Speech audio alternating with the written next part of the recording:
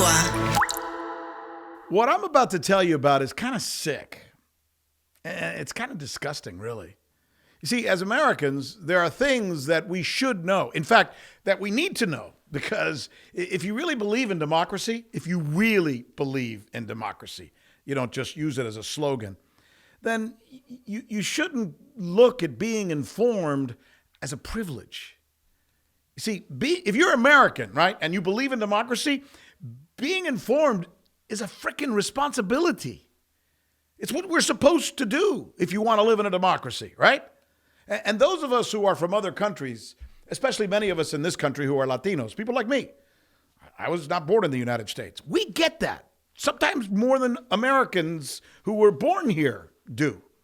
And that's why we created this thing called Agua Media and this show, this podcast that I'm doing for you now. Because we see the world in a kind of different way. In fact, it's because of our past experiences, the stories in our DNA from Latin America and other places, that we don't take our responsibility to democracy for granted. This is a really cool and important thread that we're going to carry out throughout this podcast. But there's something going on right now, right, that I have noticed that is keeping us from being informed. And it really sucks, you know? You know why? Because as is often the case in these types of things, it has to do with money, has to do with power, and something, and this kind of really pisses me off because it's something I've dedicated my whole life to, journalism. Journalism, or in this case that I'm about to take you through, the lack thereof of journalism. What is this about? Well, it's about the war in Ukraine. It's about the war in Ukraine, which some people are getting filthy fucking rich from. I mean, filthy rich from the war in Ukraine. You have no idea. By the way, isn't that always the case with war? Isn't that always the case with wars? If you look back, you kind of find that for the most part it is, but this time it's being done right in front of your eyes, right in the open, right there. In fact, it's so much in the open, all you have to do every night is turn on your TV and you'll see it happening. Because the accomplices of this are the so-called national news outlets that most of us are forced to listen to or watch every day, right? Because for the most part, if you're American, you turn on your TV and that's all you're going to see. It's hard to find other sources. And there they are. And what am I talking about? Let me make it as plain as day. Let me make it real specific so you can understand it. What they're doing is they put people on the air every single day who have a vested interest in continuing, escalating, and propagating a war. In this case, the war in Ukraine. Why? Because they're in the business, get this, they're in the business of selling weapons. Right? I mean, if you make ice cream and I ask you what you think our city needs more of, you're going to say we need more ice cream. If you build roads and I say, what's wrong with my city? You're going to say the problem is roads. We need to build more roads. Of course. Imagine that. A guy who makes money selling bombs is asked on TV if we should make more bombs and send them to Ukraine. And he says, oh, yes. Wow. Frickin' ding, ding, ding, right? Ring the frickin' breaking news bell. Hello? What the hell do you think he's going to say? And we watch this every single night, person after person after person say kind of the same thing. And man, I got so many examples. This is going to almost make you mad. Maybe it'll make you cry. I don't know. You tell me. Let's start with Leon Panetta. You know old Leon. He was the chief of staff for President Clinton. He was also the head of the CIA. He was also a defense contractor, mostly for Democratic administrations, by the way. I don't know. Make of that what you wish. So what's old Leon doing these days? Well, he's making real bucks now, real billetes, real dinero, working for a company that represents Raytheon. Now, Raytheon, as you may know, happens to be one of the largest and richest weapons makers in the history of the world. So what do you think old Leon will say when he's asked when he goes on TV every night, and man, this guy's on almost every single night, and he's asked about sending Raytheon's weapons to Ukraine. Let's find out. Joining us now is former Defense Secretary and CIA Director under President Obama, Leon Panetta. Mr. Secretary, welcome back. This is an important opportunity. I think the United States has to provide whatever weapons are necessary to Ukrainians so that they can hit back and hit back now. Hit back and hit back now. Hell yeah. Send them weapons. Lots of weapons. All the weapons we got. In fact, if you want, over order, because we can always make some more. Wow. What a shocker.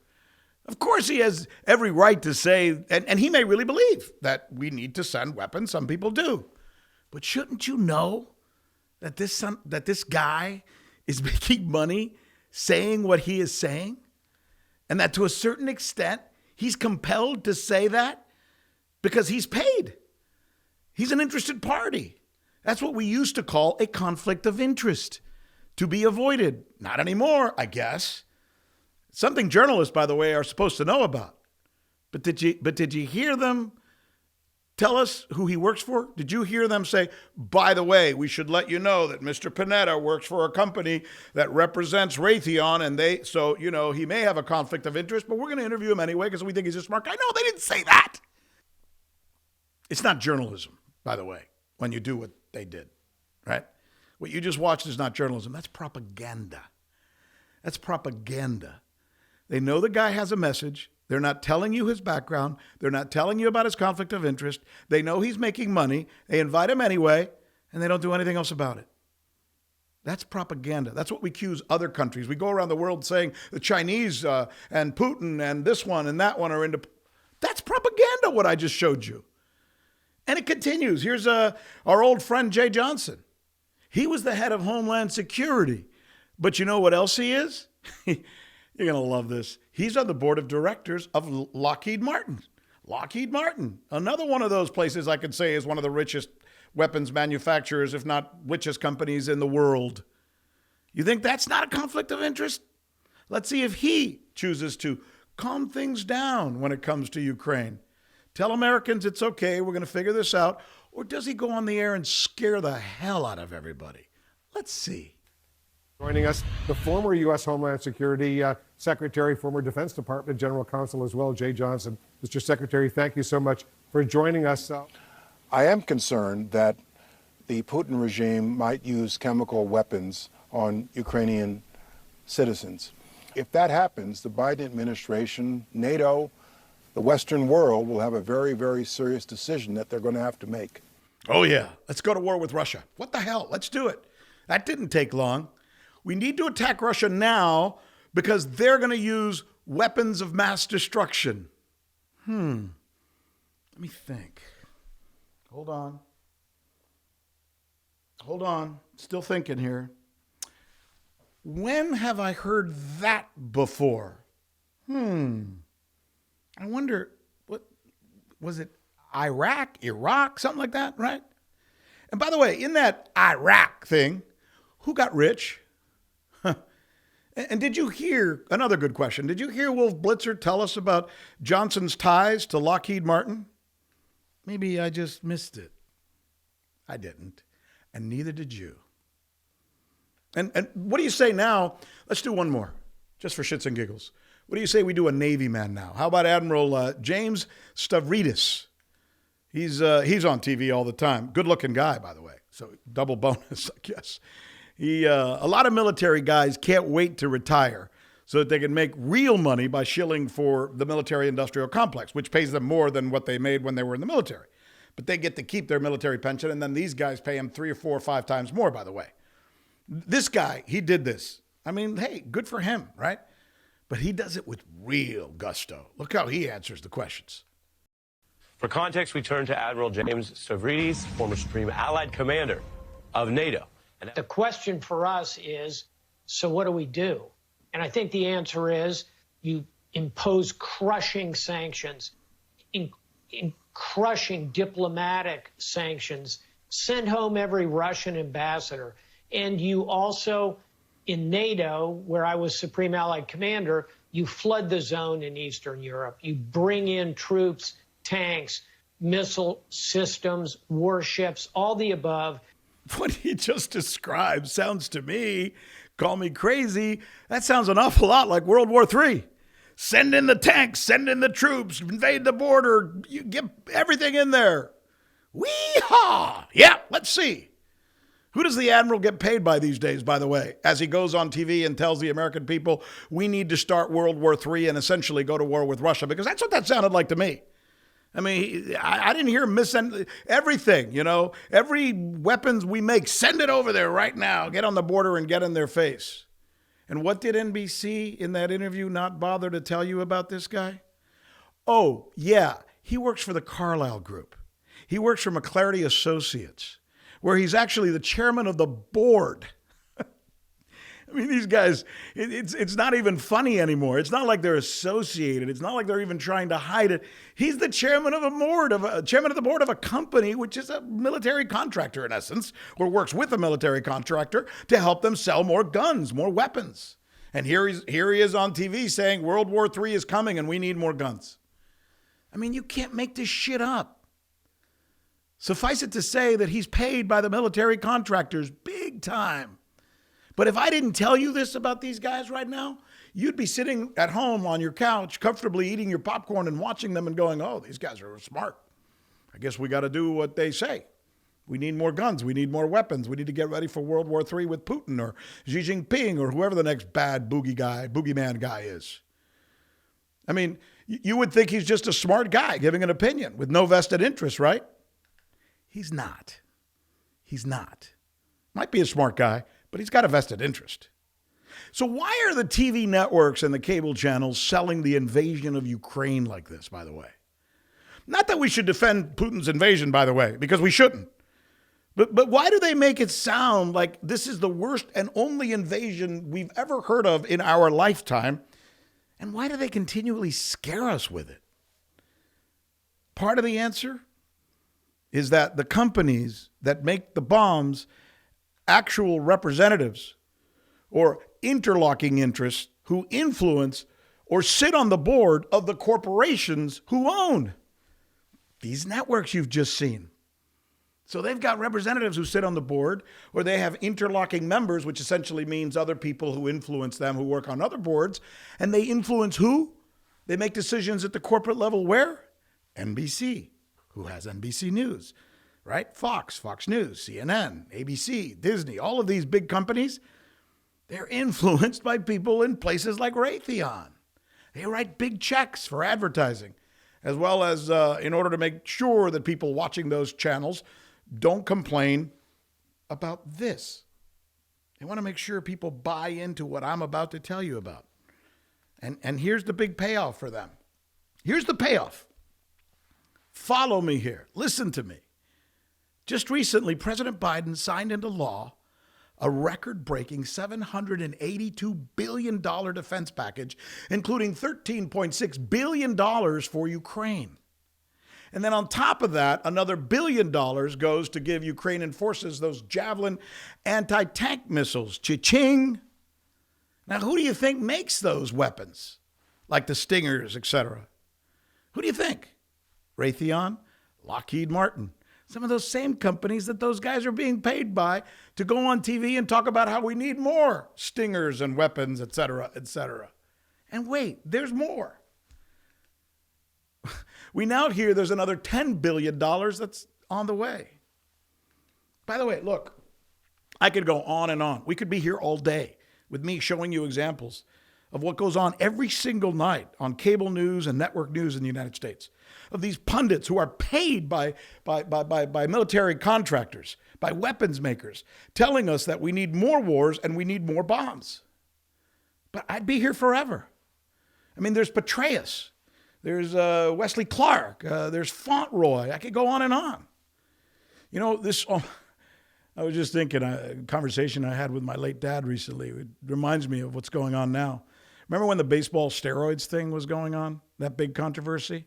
And after a while, the argument became, I remember my dad and I laughed about this, so what if they're doing steroids? I mean, yeah, they're all doing steroids. I mean, after a while, you just say they're all doing it, so I guess no longer a problem. Yeah, and they were all doing steroids, and they all seemed to be doing it for the money. And some people said, can you blame them? The difference is, in this case, between baseball and this isn't a game. These are wars we're talking about. Peter Kuznick is a professor at the Department of History at American University. He and I have had a lot of conversations about this type of thing. And, the more I look at it, the more difficult it is for me to understand why we as Americans don't notice this and have conversations like this. Hey, Rick, that was quite an introduction. Wow, haven't seen you for a while, but you haven't skipped a beat. Well, some things just have to be said. I mean, and it's frustrating to see something like this going on. Is there anything that I said that isn't true? No, everything you said is true. It's obscene. And there's nothing new about it. This has been going on for centuries, really. But in the American context, it's been over 100 years since World War I. And at least after World War I, the American people realized that they were hoodwinked. The American people realized that these defense manufacturers, these weapons makers, were making like bandits, and that they had pushed the United States into that war. That's not the only reason we got involved, but there was a big lobby to get the U.S. involved in World War I, and it's partly because of, there's a lot of reasons why. I don't want to simplify it, but after World War I, the American people responded very, very vehemently against the war makers. They called them the merchants of death. The movies that came out about World War I were anti-war movies. And in 1934, Gerald Nye, the Republican senator from North Dakota, had Senate hearings about these merchants of death. And the country was mobilized. Even Roosevelt was supporting these hearings. And the idea was that if another war starts, from day one, either the military corporations would be nationalized or they would be taxed at a 99% rate so that nobody could make any profits off war. The people in the 30s realized that there was nothing more obscene than these bastards supporting wars, watching kids get killed so that they could get richer and richer and richer. And that's what happened with DuPont and the others in World War I. And that's what was going to happen in all of America's future So does it wars. seem like we've forgotten this? Is it because it almost seems like the last time we had someone focus on this, and man, this is, I know this is a quote that's used all the time, and I feel almost dumb using it because it is used all the time, but I really can't think of another time when I heard someone articulate this and get the American people's buy-in on this, including the media. And that is when Eisenhower said, beware of the military-industrial complex. Why are we no longer being aware? I mean, Eisenhower knew what he was talking about because he created the military-industrial complex. I mean, we can't give Eisenhower a free pass. Most of my students, what they know about Eisenhower is that he warned against the military-industrial complex. What they don't know is that when he took office, the U.S. had a little bit more than 1,000 nuclear weapons. When he left office, the U.S. had over 22,000 nuclear weapons. And when his budgeting cycle was finished, the U.S. had 30,000 nuclear weapons. Thank you, Eisenhower. When he took office, there was one finger on the nuclear button. When he left office, there were dozens through delegation and subdelegation. When he took office, nuclear weapons were our last resort. When he left office, they were our first resort. Let me tell you something that's happened, So Professor, in my lifetime. Big changes I've seen. When I was a younger man, I remember two things that I would have to at least try and fight against these forces of malice, which want nothing more than to make money from wars. One, the media. I remember as a child watching reports on the major television networks, which essentially gave the finger to people like LBJ and Richard Nixon and the war profiteers and said, no, what you're doing is wrong. 2, the Democratic Party used to have or stand for peace. They used to always put up a candidate, McGovern, for example, and many others, Humphrey, who stood against the war, literally ran on saying, I want wars to end. Today, the media is lockstep in line, as I just showed you, and the Democrats, they're the biggest cheerleaders for war, including President Biden, President Obama, and all the presidents in my lifetime recently. Those 2 things are what I see that have changed dramatically. Am I wrong? A little bit wrong. Okay. Because, I mean, American foreign policy has almost always been bipartisan. We've got 2 war parties. We've got 2 parties dominated by hawks. You have to remember that Vietnam was largely a Democratic war. Yeah. I mean, it begins in some way U.S. involvement under Truman. It continues under Eisenhower, Republican. But then Kennedy increases the number of advisors. He wanted to pull out and would have had he lived. But then Johnson doubles down. It's really Johnson's war and McNamara's war. And then Nixon gets elected in '68 as a peace candidate. He says, I've got a secret plan to end the war. Yeah, secret plan, bombing them back to the Stone Age even more than before. But people don't realize, we're so highfalutin and moralistic about what the Russians are doing. But when Robert McNamara came into my class, he told my students that he accepts that 3.8 million Vietnamese died in the war. 3.8 million. So yes, what's happening in Ukraine is horrific. I mean, there is no excuse for this. And I'm furious with Putin for what he's done. But on the scale of horrors and atrocities, we're nowhere even in the same universe as what the United States has done, which is not in any way to excuse what Russia's doing. Right. So I think the Democrats have always been just as guilty. Even if you look at Carter, who's been such a terrific former president, the last 2 years of the Carter administration were completely hawkish, completely taken over by Brzezinski.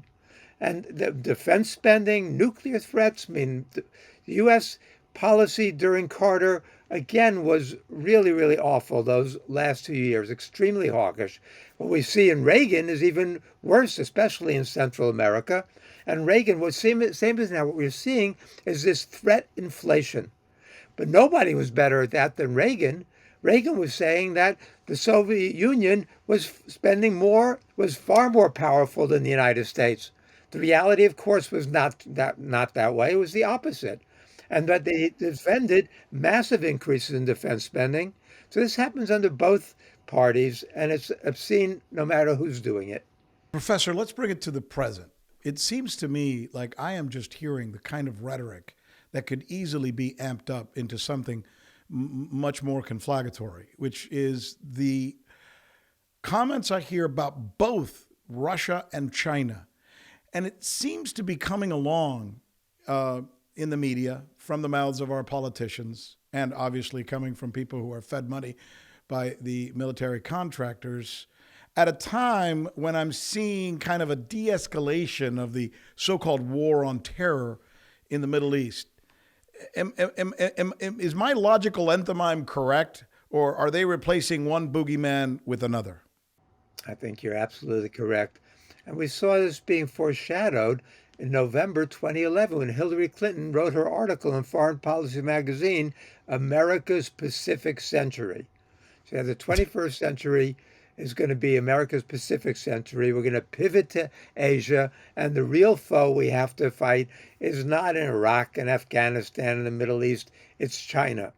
And it's taken a while before we've gotten there, but if you look at that recent NATO meeting, they are explicitly expanding NATO's mission to confront China. And that's what we call the pacing threat. And that's what Biden really wants to focus on.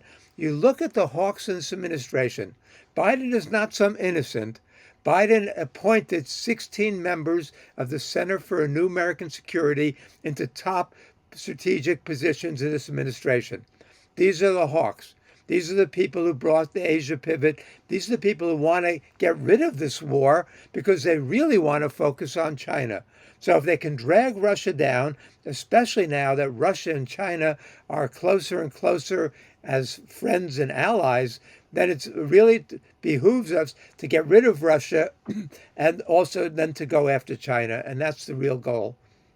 And the situation with China in the South China Sea, in the Strait of Taiwan, on trade issues, that in some ways is going to be even more dangerous than what we're seeing now with Russia and Ukraine. As crazy and dangerous as this is, and as much of a threat this is as spilling over into World War III and nuclear war, the threat with China is probably even greater because China poses much more of a real military and economic threat. In a sense, Russia poses a military threat because they've got a huge nuclear arsenal.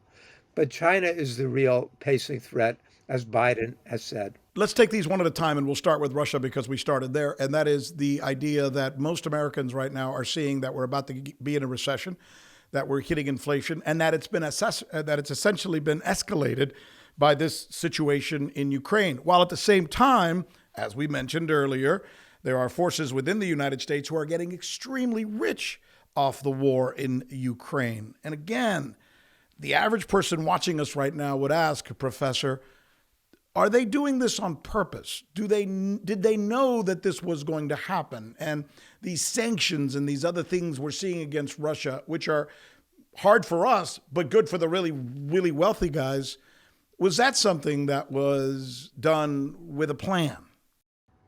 Well, when I think about that in historical analogies, I think about Brzezinski's influence on Carter and the way they induced the Soviet Union to invade Afghanistan in 1979.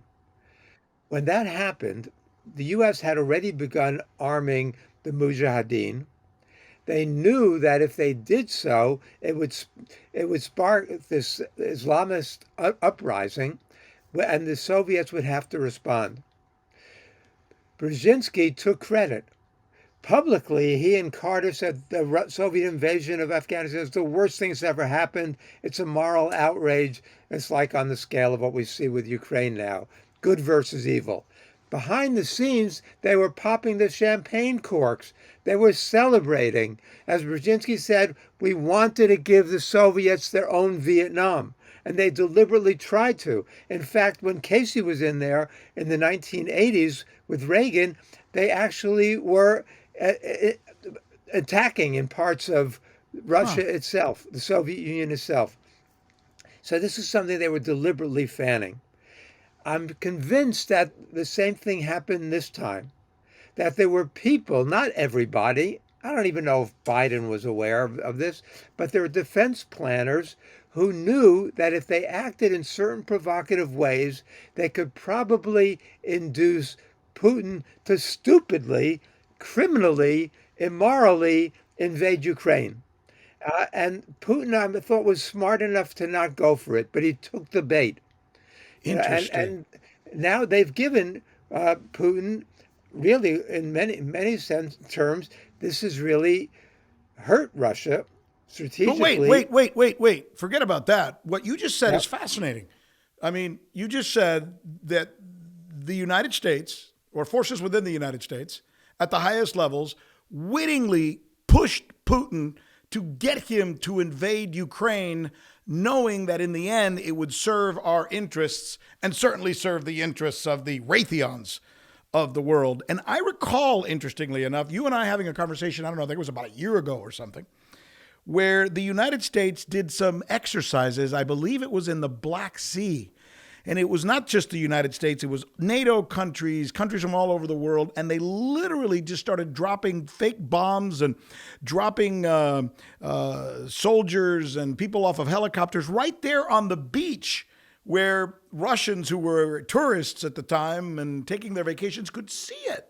And I remember Putin thought, this is an amazing provocation. And we let it go. But not long after that is when we saw the invasion of Ukraine. Do you think there's a relationship? I think that the NATO buildup in Ukraine was predictable that this was going to provoke a Russian response.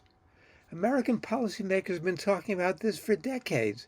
George Kennan, Paul Nitze, William Burns, the current head of the CIA, was U.S. ambassador to Russia in 2008 when George Bush stupidly talked about Ukraine and Georgia joining NATO and wanted to fast track this. And Burns, the U.S. ambassador, writes a secret memo back to Washington titled "Niet means Niet. Stop crossing Russia's red lines, because this is going to provoke a reaction that we don't want." Well, Burns might not have wanted it, but there were others in NATO and in the United States who were preparing for this. This is what they wanted. You look at the response, the way they've built up NATO, the way they've increased American military spending, the way they're financing new arms systems. I mean, the military is in pig heaven right now. And this is, I can't prove that they were behind the scenes planning this. The documents will not come out for years or decades. We didn't know in 1979 that the United States had consciously induced that Soviet invasion. But Brzezinski writes about it. We know from other sources now, and we're not going to know for a while if I'm correct about this. But we saw the increase.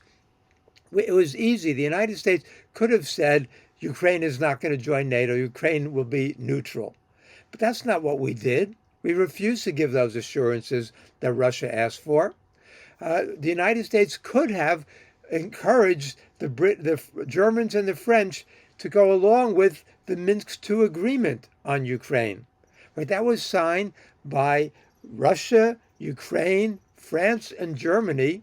And back in 2015, they had the new version of it.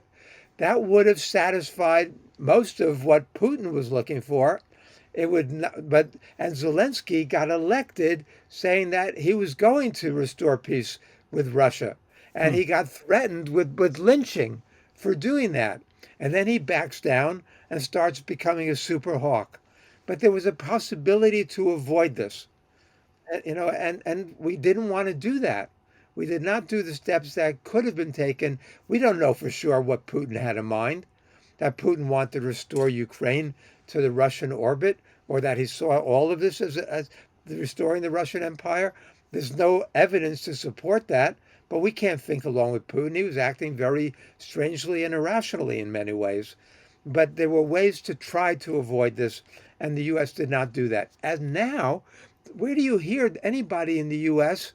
talking about negotiations, talking about tamping this down, talking about looking for a resolution to end this quicker? No, it's all about sending more arms. It's all about, we're going to, whatever Zelensky wants, we're going to support him. If he doesn't want to negotiate, we're not going to encourage him to.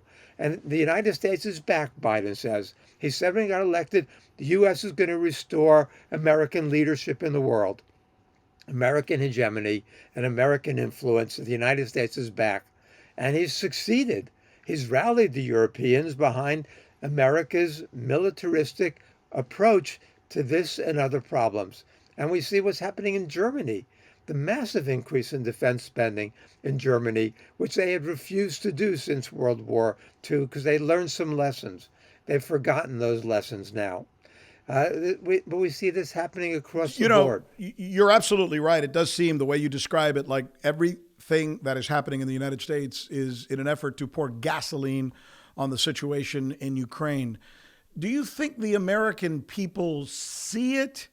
Will they see it? I have seen recently that, at least in terms of news coverage, the story is not as much a front pager as it used to be. Is this the beginning of what usually happens in this situation? And do you think the American people will eventually say, enough with the gasoline, let's get the hell out of there before it gets worse? Yes. People get war weary. The United States was already war weary. We had just gotten out of Afghanistan after 20 years. Our exit from Afghanistan was a national humiliation, but nobody remembers that now. But the American public was already war weary. and the American public is going to get war weary again. It's already happening in parts of Europe. We look at the latest polling out of Germany. First of all, in East Germany, the former East Germany, the anti-war sentiment is very high. In West Germany, it's growing. And there's the concern, of course, is the economic impact. You think of the irrationality of Biden. In many ways, I support Biden's domestic agenda, certain aspects of it, which I thought were on the right track. And I hate Manchin and the Republicans for sabotaging a lot of good things. But you look at Biden's irrationality. He says constantly that the sanctions, and he blames Putin's war for the inflation in the United States and the suffering and the discontent and his very low approval ratings, 36%. But what does he do? He says we're going to expand these sanctions, even though the effect that it's going to have is going to be to make sure the Democrats lose in 2022 and in 2024, bring the Republicans back into office, destroy American democracy. In the beginning, you were talking about the importance of democracy. I share that. I hate to see the big lie that Trump and his people are pushing. I hate to see what they're doing to basically undermine American democracy. But Biden, in order to punish Russia, is going to contribute to the destruction of American democracy by making American people more miserable, by increasing inflation, by increasing economic hardship and suffering in the United States. And there's an intellectual disconnect.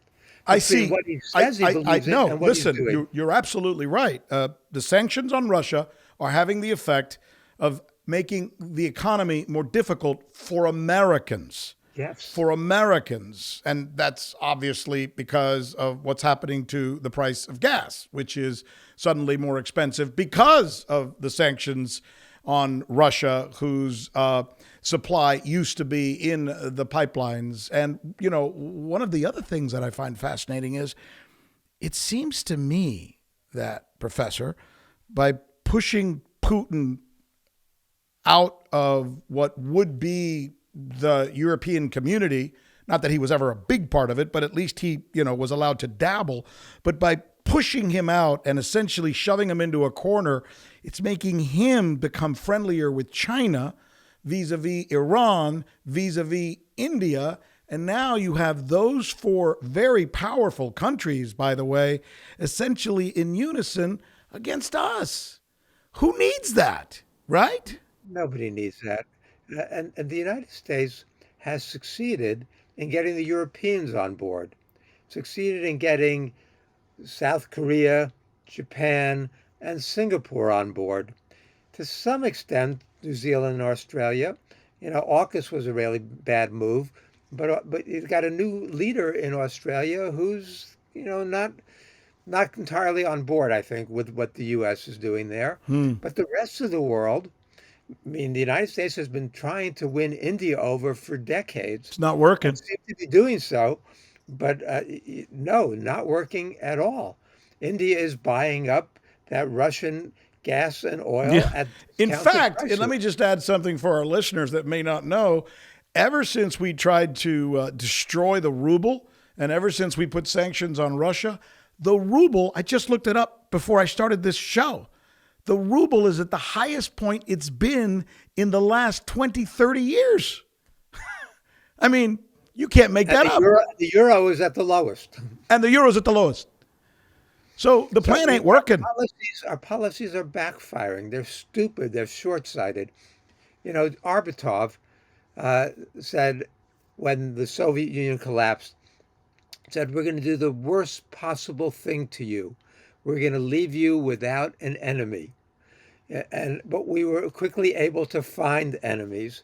How else do you justify, as you're saying, this bloated military spending? American people don't need more weapons of war. They need roads. Yeah. They need bridges. They need infrastructure. Jobs. And it's also affecting world agriculture, food supplies around the world. Not only are the Europeans going to be suffering from a lack of energy this winter, but the world is going to be suffering from a lack of food, a lack of fertilizer, a lack of nickel and other ingredients we need. So most of the world is not going along with the U.S. The U.S. says it's democracy versus autocracy. It's good versus evil. But other people realize, the United States, Blinken talks about the rules-based international order. And they see that Blinken, who supported the invasion of Afghanistan, supported the invasion of Iraq, supported the invasion of Libya, supported the bombing in Syria, they say, who the F is this guy to be talking about rules-based international order? But they see the hypocrisy. I know. How dare they invade a country? Who would think that anybody would ever invade a country nowadays? Oh, wait a minute. We've done that many, many times now. Final question. And this is really where the rubber meets the road. You and I just had a very interesting conversation. You love this country as much as I do, I know. And the conversation that you and I just had was not disrespectful. No, the opposite. We're not being unpatriotic. In fact, I would argue we're being more patriotic, because when I tell my son what he's doing wrong, it means I love my son. It doesn't mean that I let my son get away with whatever the hell he wants to get away with, or my daughter for that matter. So here's the question. Why aren't we seeing a conversation like Professor Kuznick and Rick Sanchez just had on CNN or on Fox or on NBC? Or for that matter, on any of the other networks, the cable channels, or even some of the big newspapers like the Washington Post and the New York Times? Why don't they have these conversations? Why just cheerleading? This is nothing new. We saw after Iraq. We saw in the first Gulf War.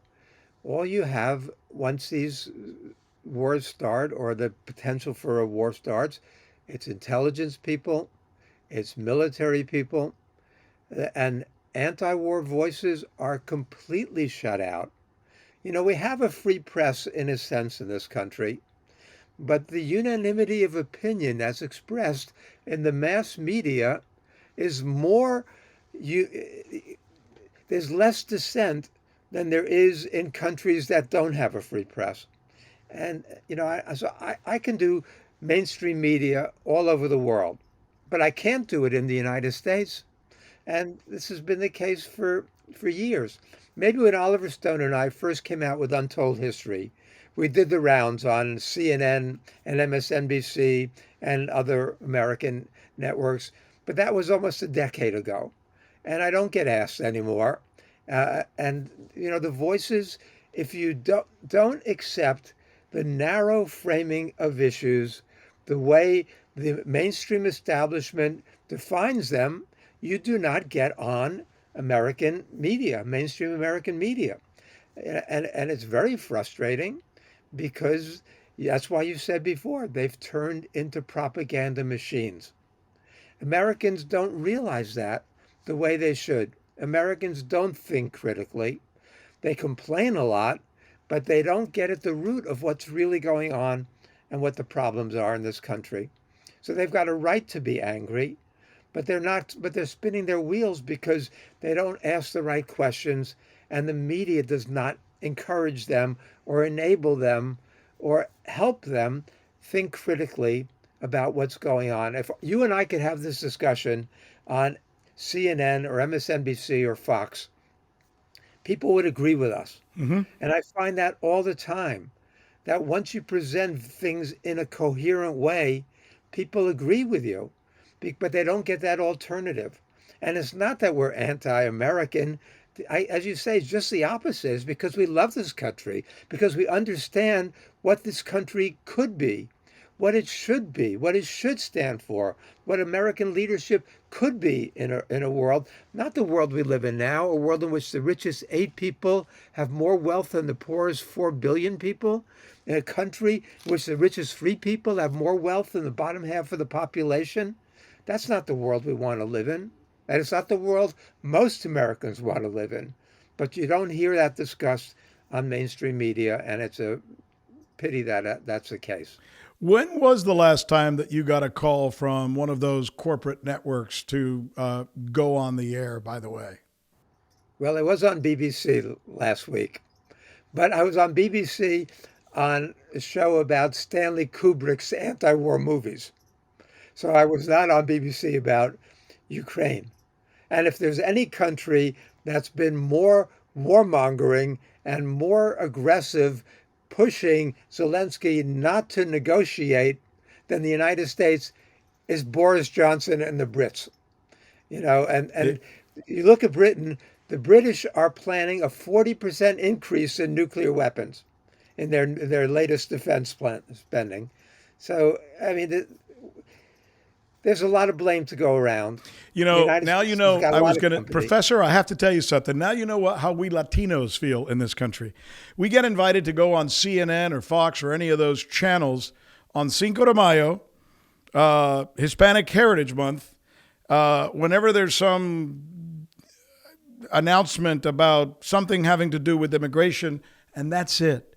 When it comes to the big boy topics, when it comes to the real things that are going on, Ukraine, for example, we don't get invited to the table. In fact, we're 2% of the national conversation on most cable channels, despite the fact that we're 20% of the population. Just like you happen to be one of the foremost experts that I know when it comes to U.S. history, U.S. politics.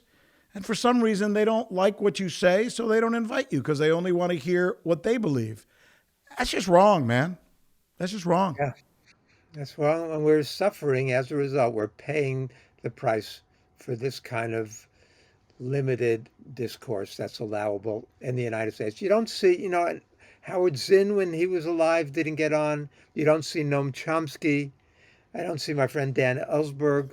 I don't see Bill Hartung. I don't see the anti-war voices or people with a critical perspective. Even Andy Basovich and people with Quincy, they're not getting on. Right. And they may be wrong. They may be wrong. And the guys who say we should send 9,000 tanks tomorrow or 10 million tanks to Ukraine, they may be right. But both sides need to be heard. Both sides need to be heard. And that's the problem. We're not hearing in America these days both sides. Listen, I would love to know what you think, by the way. This is the Rick Sanchez News podcast. We publish it in English and occasionally in Spanish. We do this as part of Agua Media because Latinos in the United States, as I said to the professor, are 1/20th of the population, but usually we're only mentioned negatively and are barely included in the national conversation. Most importantly, our content is not corporatized. We're not corporatized. Rick Sanchez News. You can find it on Apple, Spotify, wherever you look for your podcast. Follow our stuff right there. And for those of you on YouTube, subscribe, please, and leave a comment. And I guarantee I'm going to listen, read it, and respond. Professor, thanks for being with us as usual. It's always a pleasure having these conversations with you, especially somebody like you who has the kind of experience who could sit down and say something like what you did during this conversation when you said that McNamara actually came to your class and talked to your students. And I sat here and go, wow, there's a guy who understands history. Thanks, Rick. It's always a pleasure. God bless. Take care. Bye-bye. Dale. Until the next time. Ándale. Agua.